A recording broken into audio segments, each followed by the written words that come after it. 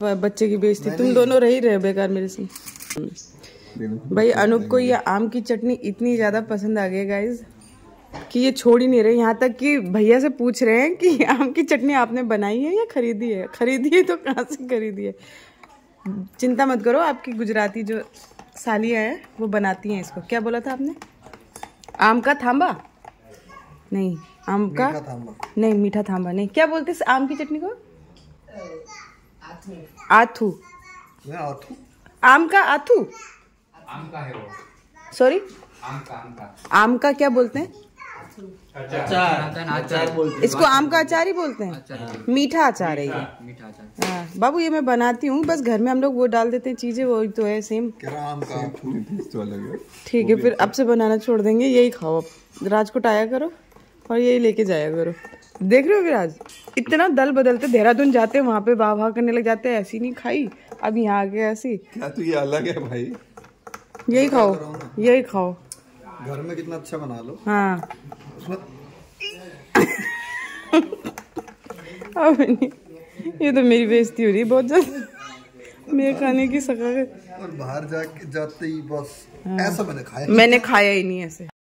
तो यही गाइस, हमने ब्रेकफास्ट कर लिया, बहुत ही अच्छा गुजराती थेपला, पोहा, ये सब खाया। अनूप को तो आम की चटनी इतनी ज़्यादा पसंद आई, अनूप का मजाक उड़ा रहे थे मैं और विराज की, तुम्हें तो हर जगह का खाना इतना पसंद आता है।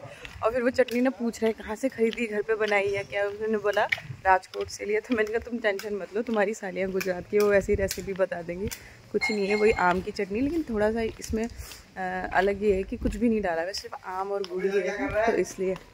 नमस्ते आंटी। तो बस अब हम जा रहे हैं मंदिर के लिए, और आप भी चलो यहाँ पे। पार्थ इधर आओ, इधर आओ, इधर आओ। तो ये रुको, ये मोनू ने इसको शर्ट दी थी, इधर दिखाओ पार्थ, इधर आओ। ये देखो, तो ये मोनू ने इसको शर्ट दी थी, और कल हम वहाँ गए थे ना, वहाँ से इसके लिए एक पैंट खरीद के लाए थे, तो बहुत ही अच्छा मैचिंग हो गया है। ये इसकी नई ड्रेस आज। बच्चों को कुछ भी पहना दो अच्छे लगते हैं। और गाइज ये यहाँ का रूम है, पता नहीं मैंने दिखाया कि नहीं दिखाया, बहुत ही सिंपल सा, सिर्फ एक बेड लगा हुआ और ये वॉशरूम है। अरे देवा, लेकिन अच्छा है रूम, काफी बड़ा है, ऐसा छोटा नहीं है। और ये हमारी बालकनी है गाइज। पार्थू यहाँ से तू कर रहे है, वेरी गुड, कर ऐसी तो चीजें किया कर, मुझे अच्छा लगता है, कर। हाँ यही तो पार करना आ जाएगा ना तेरे को, तो फिर वो भी करना पार आता है। कहाँ किया तूने? गप्पा कर लिया, दिखा करके। आज ही फड़े हुए, नहीं पेंट दे, ऐसे ही तो करना होता है, वो जो तुझे हम झूला झुलाते हैं, क्या बोलते हैं तेरे को, ऐसे ही तो टर्न करने के लिए बोलते हैं, बस ये करना सीख जा तू, फिर वो भी कर लेगा। अरे बहादुर है भाई, आर्मी में जाएगा लग रहा अब तो। नीचे उतर, अब जंप मार। हाँ वेरी गुड, वेरी गुड, बस यही तो उस टाइम झूले में करना। और ये बाल क्या कर रखे खड़े? विराज भाई ने किए, ट्राई करो। हाय राम, या डैडी विराज भाई को हीरो बनाने में लगे हुए, या विराज भाई इसको हीरो बनाने में लगे हुए। एंड गाइस, विराज की शर्ट देखो, बहुत अच्छी लग रही है, ब्राउन कलर। अरे मत करो ना बाबू ऐसे, नहीं आपको नहीं पता यार, देखना जरा क्या बना दिया। क्या कर दिया, चूहा नहीं होता वो, करंट लगा हुआ, सुंदर लग रहा है। बुढ़ो देखना विराज ने क्या बनाया उसके बाल को। अंकित के बाल नहीं थे बाबू, जैसे छोटे में से खड़े रहते, हाय हाय खड़े नहीं। Head west on Haripur, Halshen Road, Haripur, Hiramwal Road toward Chitrawad, Haripur Road। तो ये है भाल का तीर्थ। तो यहाँ पर श्री कृष्ण जी के पैरों में तीर लगा था। उन्होंने अपने प्राण यहाँ नहीं त्यागे थे, लेकिन उनके पैरों में यहाँ तीर लगा था। तो दोस्तों एक छोटी सी कथा है, वो मैं आपको बताती हूँ। तो एक बार श्री कृष्ण जी यहाँ एक वृक्ष के नीचे विश्राम कर रहे थे, ध्यान मुद्रा में थे, और वहीं दूसरी ओर एक जरा नामक भील शिकार पे निकला हुआ था। उस भील को दूर से एक चमकती हुई चीज़ नजर आती है। वह सोचता है कि यह तो मृग की आँख है, और वो वहीं से एक बाण छोड़ता है। बाण सीधे जाके श्री कृष्ण जी के बाएं पैर पे जा लगता है। जैसे ही जरा श्री कृष्ण जी के सम्मुख जाता है तो वह देखता है कि ये तो प्रभु हैं, और उससे उनको बाण लग चुका है। वह रोने लगता है, वह बहुत विलाप करता है। तब श्री कृष्ण जी उससे कहते हैं, जरा तुम विलाप मत करो, यह तो नियति थी, यह तो होना ही था। यही वो वृक्ष है जिसके नीचे श्री कृष्ण जी विराजमान थे। और सच कह रही हूँ दोस्तों, इस मंदिर में आके मेरा मन इतना ज़्यादा व्याकुल हो रहा था प्रभु को इस पीड़ा में देखकर, जैसे कि मुझे महसूस हो रहा था कि उनको तीर लगा है और वो पीड़ा में इस तरह लेटे हुए हैं। इससे पहले तो मैंने उनको सदैव खड़ी मुद्रा में ही देखा है। मेरा मन बहुत ज़्यादा व्याकुल हो रहा था और अजीब सा मुझे बहुत फील होने लगा, तो मैं बस जल्दी से दर्शन करके बाहर आई और आप लोगों के लिए दोबारा आके मैंने शूट किया था। तो बस फिर मैं बाहर निकली तो मैंने सोचा कि शायद कोई मुझे मिले जो इस मंदिर के बारे में ढंग से मुझे बता पाए। तो यहाँ एक कुंड भी दिखा, बहुत कुछ जानना चाह रही थी इस मंदिर के बारे में, लेकिन कोई बताने वाला ही नहीं था।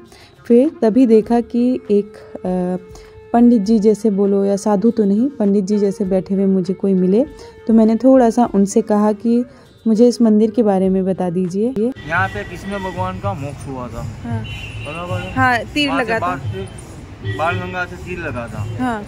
और यहाँ पे कपिलेश्वर महादेव प्रकट हो गए। अच्छा, वो लिंग अंदर प्रकट हो गई। ये कौन सी नदी है? ये कुंड है, कुंड है। भगवान का ध्यान करने के लिए कुंड है। अच्छा, उसको नाल जुड़ा के सब काम होती है। अच्छा, मोक्ष मिल गया, ये लास्ट टाइम है बस। ये यहीं पे मोक्ष मिला था कृष्ण जी को? एक अच्छा, बार झाड़ के नीचे सो रहे थे हाँ, तो बाण लग गया डायरेक्ट। हाँ, जब वो पहले क्या राम भगवान ने बाली को मारा था, हाँ। बाली ने दूसरे अवतार में इसको मार दिया। ओह, बाली ही है ये? हाँ, बाली ने मारा। अच्छा, थैंक यू वेरी मच।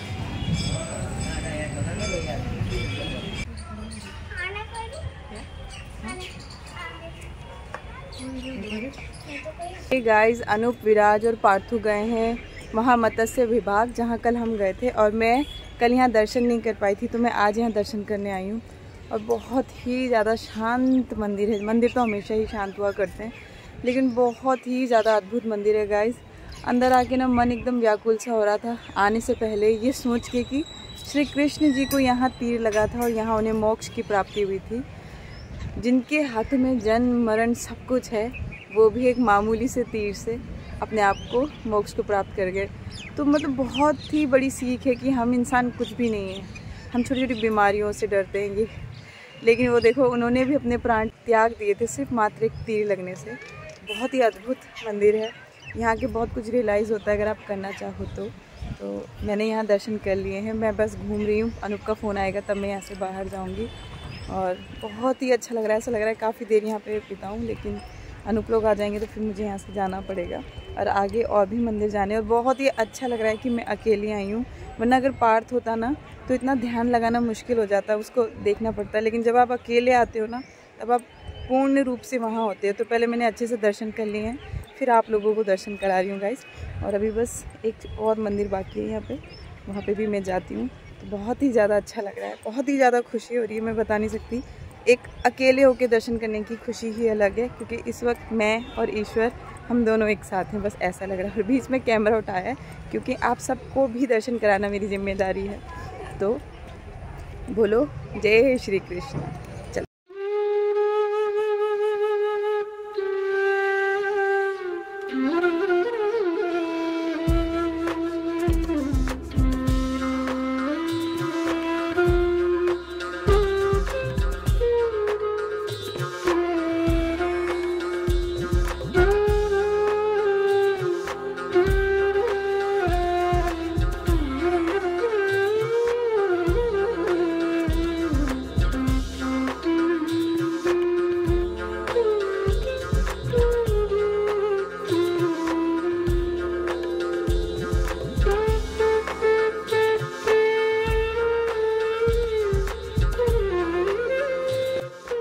तो गाइस, अनूप लोग आ गए हैं और अब मैं जा रही हूँ बाहर। अब आगे कहाँ जाएंगे मुझे पता नहीं है, लेकिन मैं अपनी चप्पल ढूंढूँ। आराम से बेटा, हाँ मिल गई। तो बस अब जाती हूँ वहाँ पे, और आगे जहाँ भी जाएंगे आप और हम साथ चलेंगे। होप आपने दर्शन किए होंगे और आपको अच्छा लगा हो। चलो। तो दोस्तों, मंदिर जाने के बाद फिर हम मिलने गए श्री JD परमार जी से, जो कि पिछले 40 वर्षों से भी अधिक से श्री सोमनाथ मंदिर जी के ट्रस्टी में से एक हैं। और मुझे बहुत सारी जानकारी मिली इनसे। और पता है आपको, ये संस्कृत के बहुत बड़े मतलब ज्ञाता मान लो, बहुत ही ज़्यादा सम्मान है इनका वहाँ पर, और प्रिंसिपल रह चुके हैं स्कूल में। और बहुत ही गर्व से बता रहे थे कि जब मैं 5 साल का था तब से मैं सोमनाथ के इर्द गिर्द खेला करता था और सोमनाथ मंदिर की पूरी ही बिल्डिंग आप समझ लो मेरी आंखों के सामने बनी है। जो अभी नया कंस्ट्रक्शन हुआ है ना, वो सब बता रहे थे कि बचपन से जितने बदलाव आए उन्होंने देखे हैं और पिछले 40 साल से तो ये वहाँ के ट्रस्टी ही हैं। तो यहाँ इन्होंने अनूप की बहुत सारी हेल्प करी। जब उन्हें पता चला कि अनूप सोमनाथ जी पे मूवी बनाना चाहते हैं, उन्होंने बहुत अच्छे अच्छे सुझाव दिए। तो उनसे मिलकर ये कहूँगी कि यहाँ आना जैसे सफल सा हुआ। और जब आप किसी बुजुर्ग इंसान से मिलते हैं तो आपको बहुत सारी चीज़ें सीखने को मिलती है। तो ये हमारा सौभाग्य है कि हम जिस काम के लिए आए थे वह सफल हुआ। और बस इसके बाद फिर हमें पीयूष भाई जो अपनी गाड़ी में लेके जाएंगे, अभी उन्होंने घुमाया। जय सोमनाथ। મારા એક ફ્રેન્ડ આવ્યો છે, કાલે એને સોમેશ્વર પૂજા કરાવવા, એટલે બધી પૂજા કરાવી અને પછી બાકીનું બધું હું આગળ વધું। और ये जो हमें अभी बात कर रहे हैं ना मंदिर में दर्शन कराने की, ये भी यहाँ के कोई बड़े अधिकारियों में से एक हैं। मैं बहुत ज़्यादा डिटेल में तो नहीं जानती गाइस, सच में मैं बहुत ज़्यादा इंटरफेयर नहीं करती हूँ। बस थोड़ी बहुत जानकारी जितनी मुझे ज़रूरत है उतना मुझे रख लेती हूँ, तो बस उतना ही आपको बता दे रही हूँ। तो उन्होंने खुद से कहा कि आज मैं आप लोगों को सोमनाथ जी के इर्द गिर्द 100 से अधिक शिवलिंग वाले टेम्पल हैं, तो मैं आपको दर्शन कराऊंगा और जितना पॉसिबल होगा उन मंदिरों में ले जाऊंगा जहां ज़्यादातर लोग जाते ही नहीं हैं और जिनकी बहुत मान्यता है, जो 13वीं ईस्वी 14वीं ईस्वी से यहाँ विराजमान है। तो बस बहुत हमारी खुशकिस्मती है कि जैसे ऐसा लग रहा था भोले बाबा खुद बुला रहे हैं सारे मंदिरों में। और पीयूष भाई ने कहा कि सर नहीं बोलना मुझे, नहीं तो गाड़ी से उतार के मैं चला जाऊँगा, आप लोग मुझे पीयूष भाई बोलो। मतलब जितना वहाँ का मीठा खाना वैसे ही वहाँ के मीठे लोग, फिर से कहना चाहूँगी।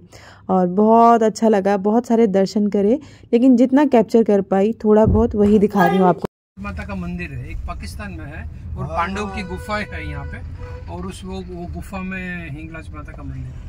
हाँ वो बहुत मशहूर है पाकिस्तान। एक पाकिस्तान में भी है, पाकिस्तान यहाँ पे भी हिंगलाज माता, पाकिस्तान में बहुत शक्तिपीठ है, बांग्लादेश में भी है शक्तिपीठ। अच्छा, हिंगलाज माता तो बहुत प्रसिद्ध है, वो पूरा पाकिस्तान में जितने हिंदू वहाँ जाते हैं इतनी भीड़ होती है वहाँ। यहाँ पे भी गुफा में, यहाँ पांडव यहाँ पे भी आए थे और एक गुफा में रहे थे, ऐसे ये बुक में लिखा है। अभी ये परमार साहब ने जो बताया, बोलता है जो स्क्रिप्ट है वो अपने हिसाब से लिखते गए। देन मैंने सोचा वो मुरारी बापू सुना है नाम जी, कथा बोलता है, वो बंगलो उसका है। अच्छा, एक वो नदी उसके बाजू में से आती है, वो कपिला है। अच्छा, वो सरस्वती है, ये हिरन है, ये हिरन। और वहाँ पे उद्गम कपिला उद्गम होती है। अच्छा, तो हिरन कपिला और सरस्वती का मिलन होता है, इसलिए त्रिवेणी घाट है। अच्छा, तो अब हम आ गए हैं गीता मंदिर, जहाँ पर असल में श्री कृष्ण जी पंच तत्व में विलीन हो गए थे। ये भी बहुत अद्भुत मंदिर है दोस्तों। और वो उधर पीछे छोटा वाला मंदिर देख रहे हो, वहाँ अंदर गुफा है और जिसमें बलराम जी हैं। मैंने ना वो शॉर्ट्स में बना दी है, तो वो मैं आपको शॉर्ट्स में दिखाऊंगी। आओ अब यहाँ पर भी श्री कृष्ण जी के दर्शन कर लेते हैं और वो स्थान मैं आपको भी दिखाऊंगी जहाँ पर उन्होंने अपने प्राण त्यागे थे। पहले हम दर्शन कर लेते हैं।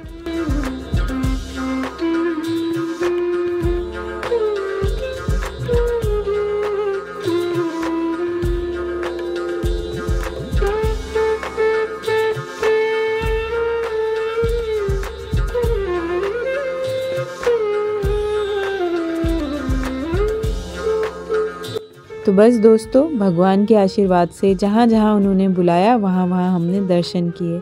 और सही कहते हैं लोग कि जब तक बुलावा ना आए तब तक कोई इंसान कहीं जा ही नहीं सकता। मुझे इन मंदिरों के बारे में तनिक भी आभास नहीं था। मैंने भागवत बहुत पहले ही पढ़ ली थी, जब मैं 22-23 साल की थी तभी मैंने भागवत किताब, जो कथा होती है भागवत बड़ी वाली, वो पढ़ी थी। और उसमें मुझे याद है कि मैंने ये पढ़ा था कि श्री कृष्ण जी के पैरों में तीर लगा था जब उन्होंने प्राण छोड़े थे। तो ये वो जगह है जहाँ उन्होंने अपने आप को पंच तत्व में विलीन कर लिया था। और ये वह वृक्ष है और सामने वो हिरण नदी है, तो वहाँ भी मैं आपको लेके चलूँगी। तो ऐसा लगता है जैसे ईश्वर खुद बुला रहे हैं हर उस जगह जहाँ कभी वह रह के गए हैं, जहाँ उनका आभास अभी भी मौजूद है। सच में वहाँ जाके मन इतनी सारी बातें सोचता है ना, जिन्हें वॉइस ओवर में मैं आपके संग शेयर नहीं कर सकती, क्योंकि सबके अपने अपने विचार और अपने अपने भाव होते हैं और हर बात शब्दों में बयान नहीं की जा सकती दोस्तों। किसी ने लिखा था, दीदी पार्थू को घुमा रहे हो अच्छी बात है, लेकिन कभी कभी उसको मॉल ऐसी बच्चों वाली जगह भी ले जाया करो, बस मंदिर ही मंदिर ले जाते रहते हैं। तो मैं कहना चाहूँगी कि सोमनाथ जी जाने का पहला निर्णय पार्थू ने लिया था। हमारे मन में भी नहीं था कि हम वहाँ जाएंगे, लेकिन पार्थू ने जिद करी थी कि उसको सोमनाथ जी जाना है। उसके अंदर एक भाव उत्पन्न हुआ है कि उसको अपने 12 ज्योतिर्लिंग को कंप्लीट करना है, 12 ज्योतिर्लिंग के उसको दर्शन करना है। और आप यकीन नहीं मानेंगे कि वो यहाँ से जिद कर रहा था कि द्वारका जी भी चलो, वहाँ पे भी एक ज्योतिर्लिंग है। तो पार्थू का जो ध्यान है ना अध्यात्म की तरफ जा रहा है और मैं उसे जाने देना चाहती हूँ। और बस मैं बहुत खुश हूँ कि वो मुझे मॉल, चिड़ियाघर ऐसी जगह जाने के लिए नहीं कहता, वो मंदिर जाने के लिए कहता है। तो हम पीछे हैं उसके, और उसकी इस तरह की सारी इच्छाओं को उसके मम्मी पापा पूरा करेंगे। तो यहाँ दर्शन कर लिए हैं, अब चलते हैं आगे। तो गाइज भाई उसके बाद घाट के पास अंतिम संस्कार हुआ होगा, तो वहाँ से भी जा सकता है। त्रिवेणी घाट तो वहाँ है ना। तो गाइज देखो, पूरी कहानी तो मुझे नहीं पता है, लेकिन जैसे वहाँ यहाँ के जो हैं जो हमें दर्शन कराने लाए हैं, उन्होंने यही बताया कि ये जो वृक्ष है इसके नीचे वो स्थल बना हुआ है जहाँ श्री कृष्ण जी ने वहाँ पे तीर लगा था, जहाँ आपको पहले दर्शन कराया, यहाँ पे उनके प्राण त्यागे गए थे। एंड इसके बाद इनका दिल जो द्वारका जी से बह के उड़ीसा गया था, वो सब आपको कहानी पता ही है। पार्थ जल्दी आओ। तो बस गाइस यहाँ पे भी दर्शन हो गए हमारे, अब हम जा रहे हैं आगे की ओर। पार्थ तो जय तो करो, ये देखो क्या लाल लाल लगा दिया। 12 ज्योतिर्लिंग यहीं पे ही करवाता जी भोले बाबा। अच्छा, यहाँ बहुत कम लोग आते हैं ना।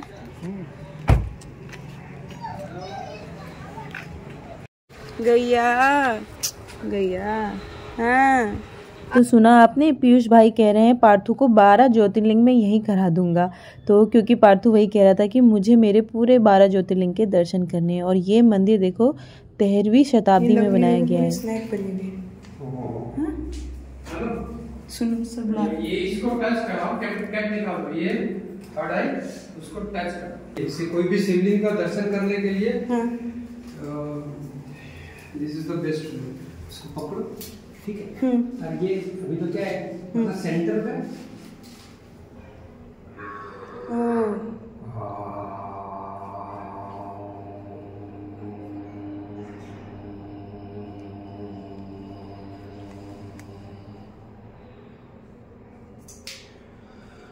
बहुत अच्छी साउंड आ रही है, बहुत अच्छी साउंड आई। वाइब्रेशन पार्ट तो पहले डाटा को करने दो।